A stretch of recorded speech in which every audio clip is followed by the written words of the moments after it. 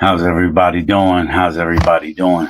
In one of my comments in the comment section, Super Fuzzy Mama asked me to talk about the drugs in prison, which is extremely prevalent. There's drugs in any prison you go to.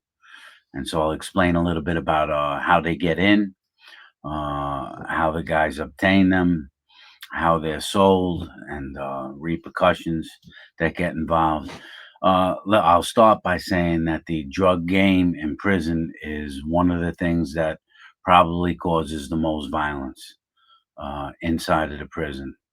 I'd say that disrespecting another prisoner is one of the things that cause the most violence, and drugs is another thing that causes a tremendous amount of violence in prison. Uh, I'll begin by stating how some of the drugs come in and some of the unique ways. It's a constant game of cat and mouse between the administration and the prisoners to catch the drugs and stop the flow of drugs coming into the facilities. You know, so I'll start with in Rikers Island, which is a jail, not prison. But I'll explain how I used to get drugs in the prison back in those days. I was still an addict. My first 3 years in prison, I was still using drugs, and because there's really no help, there's no rehabilitation inside of the prison system. They do have some drug programs in there. They're a farce. That's a whole different topic. How the facilities get money from the state and the federal government to run drug programs that they really stick the money in their pockets and they don't care about the rehabilitation. There's not much rehabilitation in prison, even though on paper it looks like there's a tremendous amount. As I said, that's a different topic. So one of the unique ways that I used to get drugs in Rikers Island is that I would have someone on the street. You had to have someone that you knew on the street that was able to mail them in. And at that time, we were allowed to receive magazines and newspapers through the mail. People were allowed to mail them to us. And so my friend at the time would go and buy two identical newspapers. Let's say he'd go buy the Daily News, he would buy two of them. And he would take one of them and put it aside, leave it untouched, and he would open the other newspaper, and with an X-Acto knife, he would cut out a few pictures in the newspaper. He'd like to go to the movie section because there were big squares, even squares, and big sections, and he would cut a few out on different pages. He'd cut out one on this page, one on that page, usually near the middle of the newspaper, and say he would cut out four or five pictures, and then he would take those that he cut out and he would throw the newspaper away. And then he would take the untouched newspaper and he would go to the identical pictures of the one he cut out, and he would take a glue stick and he would glue the article right on top of the identical article. You following me? And he would glue the sides and the bottom, creating a pocket. And then he would take whatever narcotic it was, whether it was marijuana or cocaine or heroin or whatever it is, and he would grind it up fine. And then he would pour it inside of the pocket. And then he would glue the top shut. And he would create these pockets on different pages inside of the newspaper. So he would put different drugs in different pockets. And like I say, he'd have 3 to 5 to 6 pockets inside of the newspaper. And then he would mail me the newspaper with whatever other items he was mailing me with a fake return address.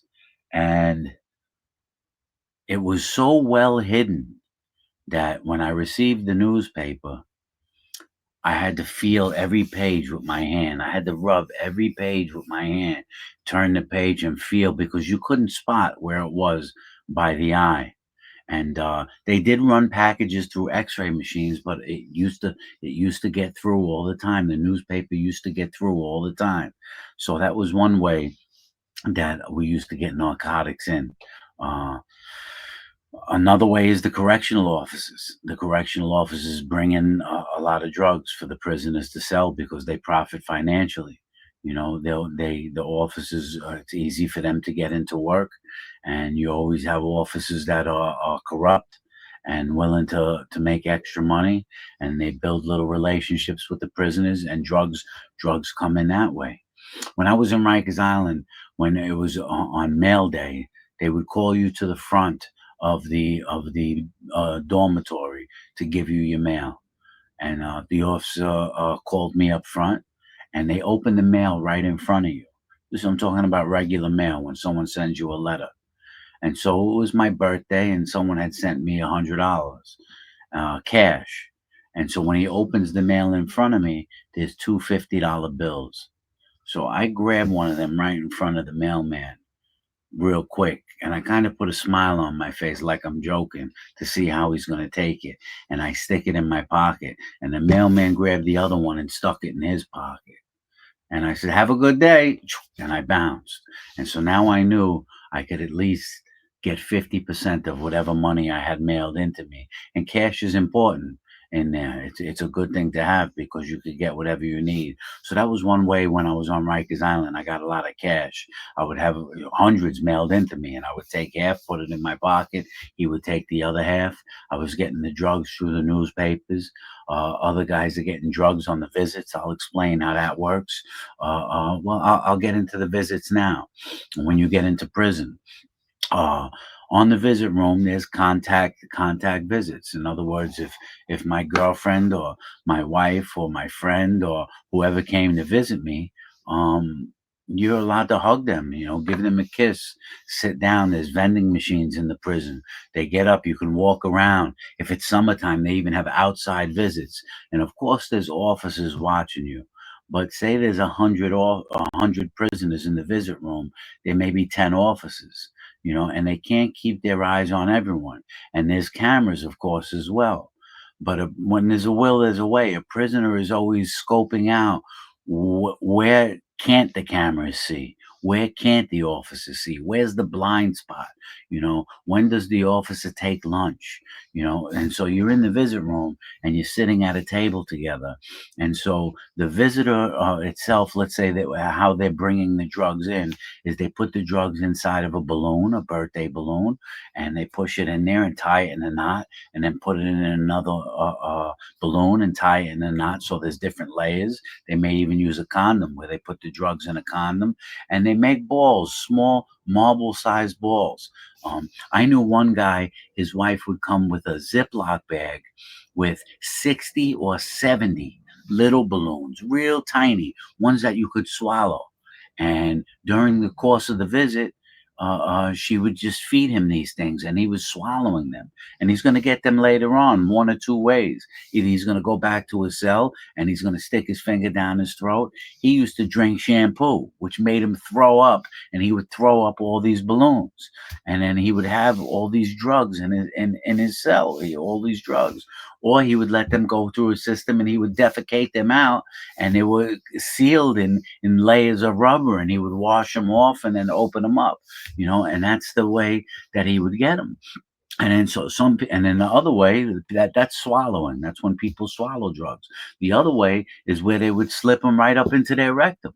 You know what I mean? They'd make a ball that's about that big, and they would bring a little grease with them, a little Vaseline with them. One trick was you're not allowed to bring Vaseline. One trick was a guy would take a little Vaseline and put it behind his ear. This way, when his partner passed him the narcotics, he would take a little Vaseline, rub it on the thing, and during the visit, as he's eating, he's getting his hand down his pants where he could slip it up inside of him. And so that was another way that they used to do it. But the visitor coming in to the prison, the person who's bringing the drugs, sometimes they have dogs, some who smell for narcotics. They have to walk through an X-ray machine. So the person bringing in the drugs is just not keeping them in their pocket. A woman puts it down inside of her panties. Sometimes she maybe put it all the way up inside of her. And then when she gets into the visit, she goes into the visitor's bathroom. She takes it out, leaves it in her panties. And then during the course of the visit, the prisoner lets her know when it's okay. All right, pass that to me. He sees that the officer stepped away from his desk, or he walked somewhere, or he looks for the right time, and he gets it. and they could bring in any type of drugs that they want. There were all type of drugs in prison. There was weed, there was cocaine, there was crack, there was heroin. When I got to Sing Sing, uh, I remember I wanted to smoke a joint. This is after I was there for a few weeks or whatever. Because when I got there, I had a little bit of my own weed. But one night I wanted to smoke a joint, and so I go to one of the old timers there, and I said, "Listen, who's got weed? Who's selling weed out here?" And there was a Jamaican guy in the yard, and this guy was in Sing Sing, and he'll give you an ounce of weed if you wanted an ounce of weed. He'll give you whatever you want: weed, coke, dope, crack, pills. Everything is in there. Sing Sing was like Washington Square Park. I mean, it was crazy, you know. So there was a lot of different ways to get drugs in there. But like I said, it brought a lot of violence, because people didn't pay their bills. Let's see. Um, then I get to Attica. I'll tell you a couple of stories about drugs inside Attica. Um, it's not easy to move around in Attica prison. You to move from floor to floor because Attica is a very disciplined prison. And so one night, one of the prisoners asked me, "Yo, you think you can get downstairs because this guy's got 10 grams of heroin for me?" And the reason he was asking me is because I was one of the porters who was out sweeping and mopping when other prisoners were locked in their cell. And so he knew I had a little access to movement. So I go to the officer in the front and I say, "Yo, can I run downstairs and grab some food from my buddy? He made me some dinner." Which was common. Prisoners would cook for each other, and the officer would let you go down and pick it up, even though technically you're not supposed to. But the officer said to me this time, "Now, what are you going down there to pick up? You going to pick up drugs?" So I said, "Nah, come on." I said, "I just want to go pick up some food." "Nah, tell me what you're going to pick up," he says. So I said, "I'm going to pick up some dope." And I said it with a smile on my face, sarcastically, to try and see his reaction. I already knew this cop was pretty cool. He used to let us do things we weren't supposed to do. He used to do little favors for us. So when I say that to him, "Yeah, I'm going to pick up some dope. Come on, let me go down there." He said, "You better come back with some for me." And the look on his face and the seriousness in which he said it, I believed he was sincere. So I said, "Come on, can I go down there and pick up the food?" He says, "Go ahead." So he calls the officer downstairs, lets the officer know downstairs that I'm coming, and I make it to the guy's cell, who hands me 10 grams of heroin. And I stick it in my underwear, and I grab the food bowl so it looks like I went to pick up my food. And I say to the guy after he hands me the drugs, I say to him, "Yo, give me one little bag." You know what I mean? Give me one little bag. He says, "What's up?" I says, "I'm gonna try something with the cop." And so he gives it to me, and I shoot upstairs. And when I go upstairs, the officer puts his hand through the bars. He says, "Where is it?" And I tell him I'm not going to use his name, but I say, "Yo, don't jam me up, man. I'm telling you, don't jam me up." And I put it inside of his hand, and I'm watching him open it up, and I'm worried. I hope this guy doesn't screw me. And when he opens it up and looks at it, it's such a small amount because it's called a jail bag. I'll explain the prices too in a minute and how it works. But he opens it up and then he looks at me and he says, "What are you staring at?" I said, "I'm looking to see what you're going to do with it." And all of a sudden he just I said, "Holy shit, this cop just did a bag of dope in front of me." Right. So he goes, "Give me another one." So I says, "Come on, that's like $40 a pop right there." You know what I mean? He says, "Come on, give me one more." I said, "You got to give me a few minutes." I go down there, hit my buddy off with the 10 grams I picked up for him. Of course, he gives me something for making the move. He hits me off nicely. I get paid for making that move for him, and everybody's happy. Uh, so as far as and so now I had this officer. Good. I had a later encounter with this officer that was crazy. Uh, but back in the days, if you wanted to smoke a joint, they would have what's called 2-pack sacks. And there's 2 packs of cigarettes, 2 packs of Newports. You could go to the commissary, buy 2 packs of Newports, or you get your cigarettes mailed into you, and you give the guy 2 packs, and you get a little 2 pack sack, which was a little sugar bag with about 1 or 2 pin joints worth of weed in there. And that's what you got for 2 packs. A lot of guys buy the 2 pack sacks, and then you would smoke a joint, and then the other Jamaican Andrew was in the yard selling setups for 1 pack. What's a setup? A setup was a bread bag with a can of soda, some brownies, a honey bun, a bag of potato chips, because now you got the munchies. And that was Andrew's hustle. Everybody had a hustle. So guys are out there selling 2 pack sacks. You go buy a 2 pack sack, smoke, and then go see Andrew, get a 1 pack setup with the soda and the brownie and the potato chips, and you're hanging out in the yard with the fellas, smoke a joint, eat some junk food, watch some TV, tell stories. That's what the guys did. The heroin, of course, was more expensive. The heroin, you would get about like a gram. I didn't know much about the heroin because I didn't really mess with that. But it would be about $30, or a gram would be like $50. What's $10 on the street would be like $50 in prison. That's what they would charge. You know, and there were different ways to pay for your drugs in prison. There was one thing called street to street. And what street to street is, let's say you give me the drugs, and then I call my family or my people on the street, and I have them mail the money to whatever address you want me to mail it to. In other words, so when you give me the drugs, you also give me an address. I say, all right, let's say I'm buying $100 worth of drugs, right? I take the $100 worth of drugs, and you give me an address. I call my people on the street, and I say, mail $100 to this address, right? Mail and use a money order, right? And save the receipt. You always had to save the receipt. That was one of the rules. This way, the drug dealer says, oh, my family says they didn't receive it. My people said they didn't receive it. You have the tracking number, and you have the receipt. So that was called street to street. Or you can call your people on the street and have him mail the money directly into his account, right? So that was another way to do it. Then there was commissary. You can pay with commissary. In other words, you take the drugs from someone, and then when commissary came once every 2 weeks, the guy would give you a list, and you would buy him what he wanted because you owed him the money.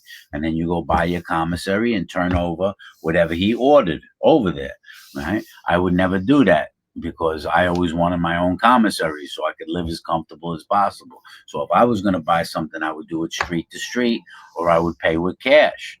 Right? You say, you have cash in prison? Yes, just like guys would go down and pick up drugs, there were other guys that would go down into the visit and pick up cash instead of drugs. This way they had cash in prison, and they would do the same thing with the cash. They would go down there, the cash would be folded up, rolled up inside of a balloon, inside of a condom, whatever it may be. The guy would stuff it up inside of him, get back into the prison, and then he would have the cash on hand.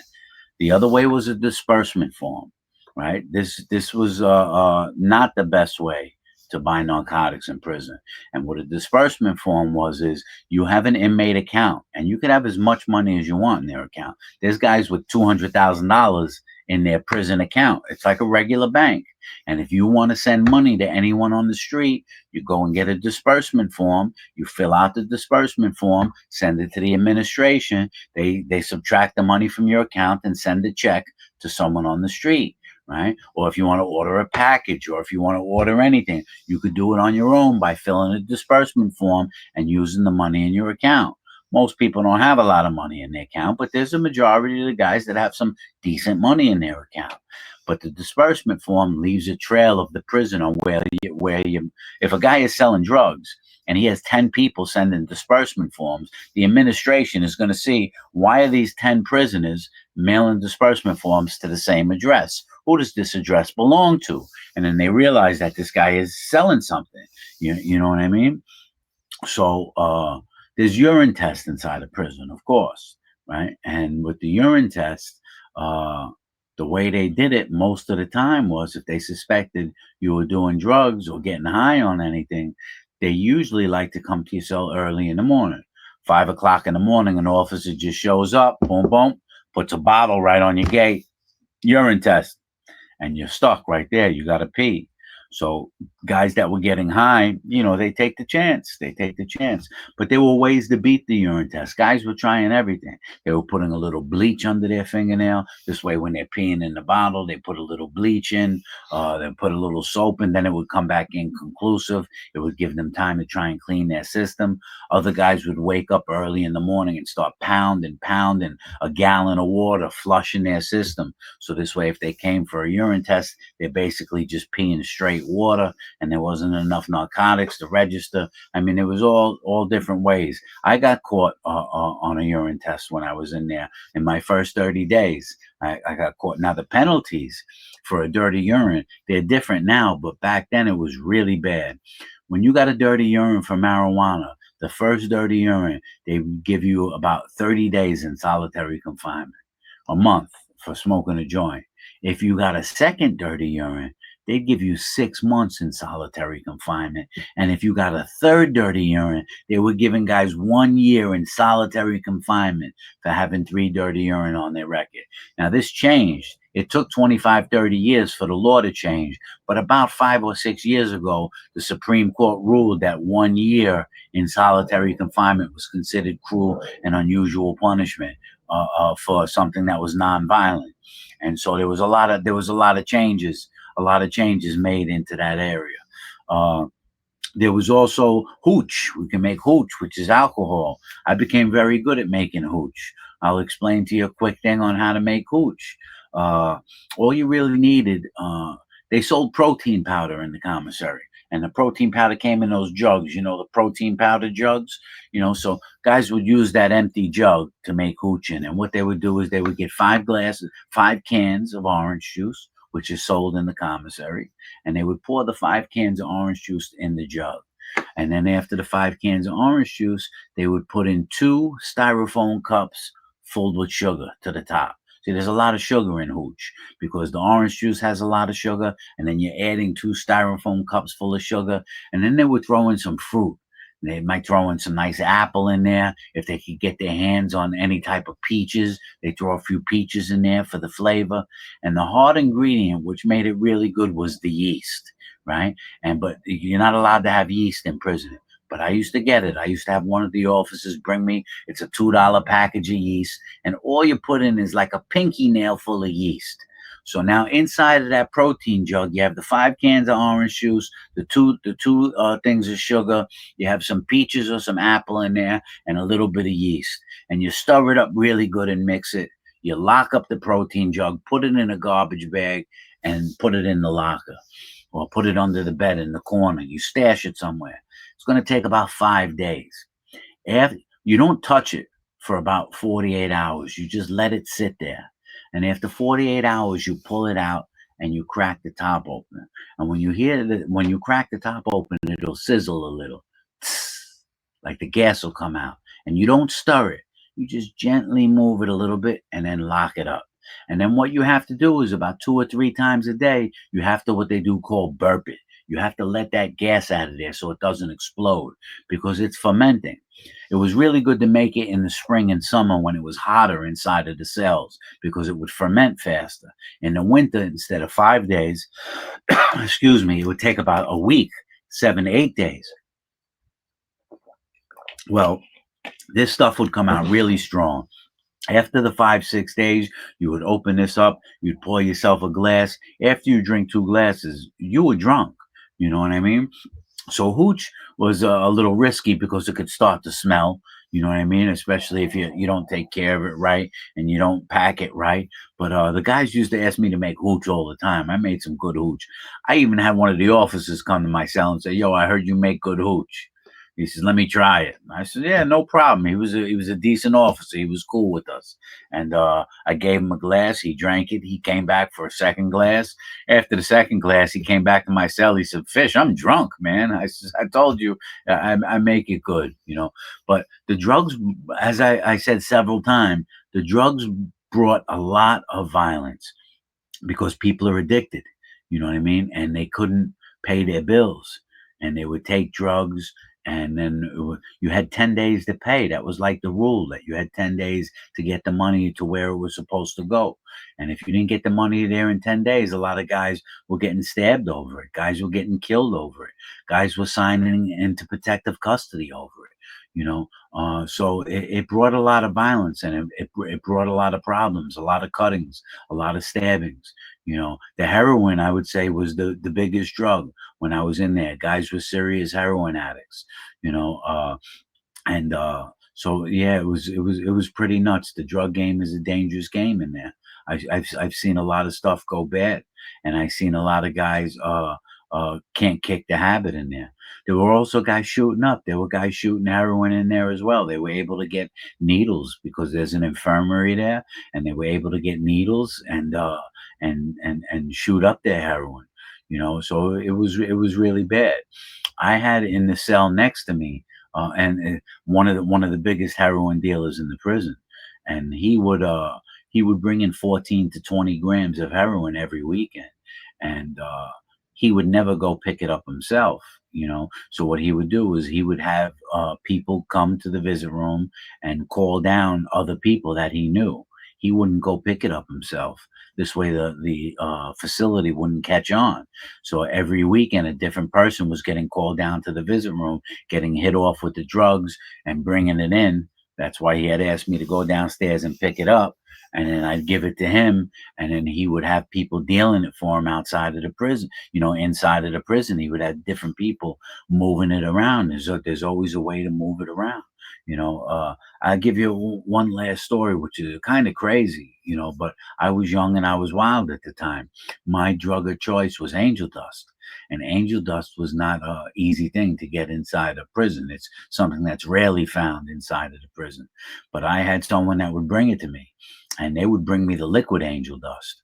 And they'd bring me a little vial, little bottle of liquid angel dust. And that's where you dip the cigarette in it or dip the joint in there and then smoke it, and so I'd bring that back up to the company, and me and my boys, a couple of my boys would get high off of this dust, which was extremely, extremely crazy, when I think of it years later, because angel dust is a drug that takes you so far away from reality, and it can make you really, really psychotic.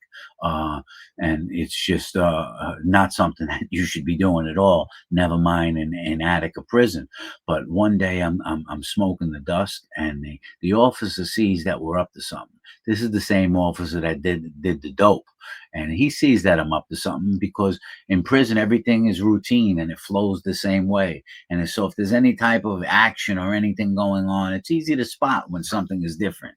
And so the officer sees the way we're moving around and we're talking or laughing, and he calls me down. Yo, come down here. What are you guys doing down there? I tell him, nah, nothing. We're just chilling. He says, look at you. You're high. He could tell I was high. So he said, what are you doing? I already knew he was cool because I seen him do some dope before. So I said, I smoked a little angel dust. He said, angel dust? He said, what's that do to you? I says, it's like smoking a real powerful joint, which is not true. He says, go get me some. So I said, nah, you don't want to smoke none of this, man. You're crazy. You can't smoke any of this. He says, nah, let me taste it. So this officer smoked Newports. So I says, give me one of your cigarettes. So I took one of his cigarettes and I just dipped it into the liquid angel dust a little bit. And I gave it to him. And I says, go ahead, take a few hits off of that. And so he lights it up right in front of me and he smokes a few hits. At this point, I says, let me go hide the rest of what I have just in case anything goes bad. And so I go down the company and I give my boy the dust and I said, listen, stash that. You know what I mean? And so he stashed it in a good spot.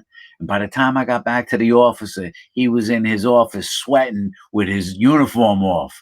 He goes, you told me this was like marijuana. This ain't like marijuana. I told him, yo, you got to relax. You're going to get fired. You got to chill out. You're going to be really twisted. He's like, you told me this was like weed. This isn't like weed. He got dusted. You know what I mean? It was crazy. It was great. There's a lot of drug stories, man. There's a lot of drug stories in prison. It's very, very prevalent. And so, as I said, they get it in different different ways. They get it in through packages, they get it in through visits, they get it in. I used to get alcohol in through a canning machine, as I said in one of my other videos. My uncle had a $600-700 canning machine, and he used to fill the Campbell soup cans up with vodka and throw a few peaches in there and weigh them. And then he would seal them with the canning machine, glue a label on there, and mail them to me in a food package. When there is a will, there is a way. Now, over the years, I've been home, 11 years now. The sophistication of the facility has gotten much better at detecting drugs, and they stopped a lot of the ways that guys used to get the drugs in. In other words, you were able to get packages from home in New York State. A lot of facilities stopped that now because they realized contraband was coming in through the packages. And now you could only get packages through certain vendors that they approve. You know what I mean? So there's all things that they do to catch up. In the old days, guys used to take the soles off of sneakers and pack the soles with drugs, but now they have sophisticated X-ray machines. So there's always ways to catch up. Always ways to catch up. Another way that we used to get the drugs is you'll go down to the visit, and instead of swallowing it, instead of stuffing it, I had someone bring me 3 ounces of weed in one shot. You know what I mean? They brought it in, they stuffed it down in their pants. You get an ounce of weed in a ball like that. And what I did was I threw it in a potato chip bag, and I threw it in the garbage in the bathroom because I knew after the visits were over, one of my boys was the porter who used to come clean the visit room. And I told him, listen, at the end of the visit, I'm going to throw a potato chip bag in the garbage with a couple of ounces of weed in it. Bring it back to me. You can keep an ounce for yourself and bring me the other 2 ounces. He was loving this. He was able to do it easy. He was trusted by the officers because he cleaned the visit room for them every day. So it became routine. It was no big thing. And so there was just different ways to do it. So that's a little bit about the way that drugs came into the prison system and the way that guys got them.